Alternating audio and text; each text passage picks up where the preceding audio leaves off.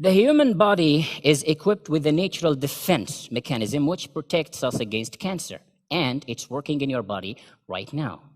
It is called DNA repair mechanism. When DNA makes copies of itself, there are chances of errors called mutations. And these mutations can be accelerated when you expose yourself to chemicals, radiation, when you adopt an unhealthy lifestyle. Sometimes family history and genetics, they also play a role. But there are proteins that are tasked with repairing these mutations as soon as they happen.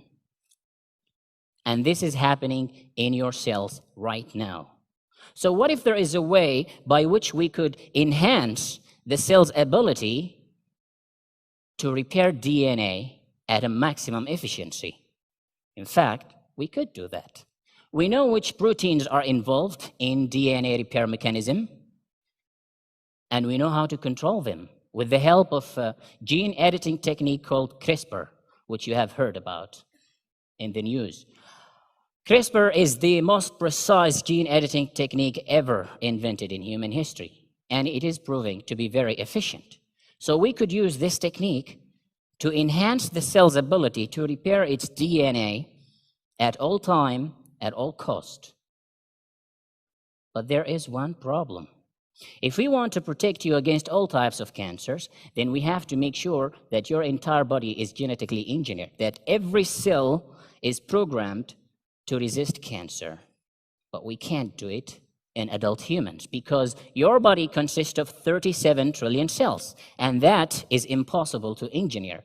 In fact, there isn't any technology or gene delivery technique that can deliver genes to all this massive number of cells.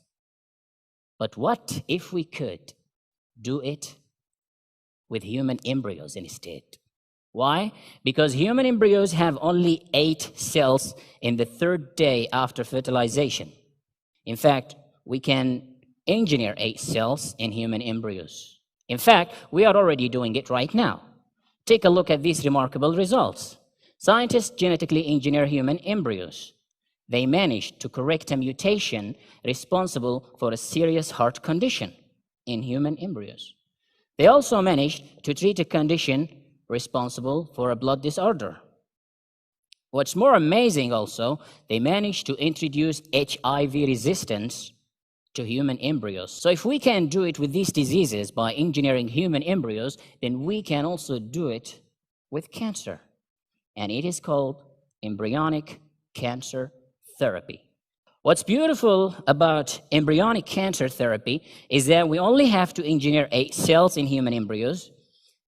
These embryos will grow to become adult humans with 37 trillion genetically engineered cells. And we only have to do it once, with 1 generation, because future generations will already by default get this genetic change as we pass on. So they will pass it on to the next generation.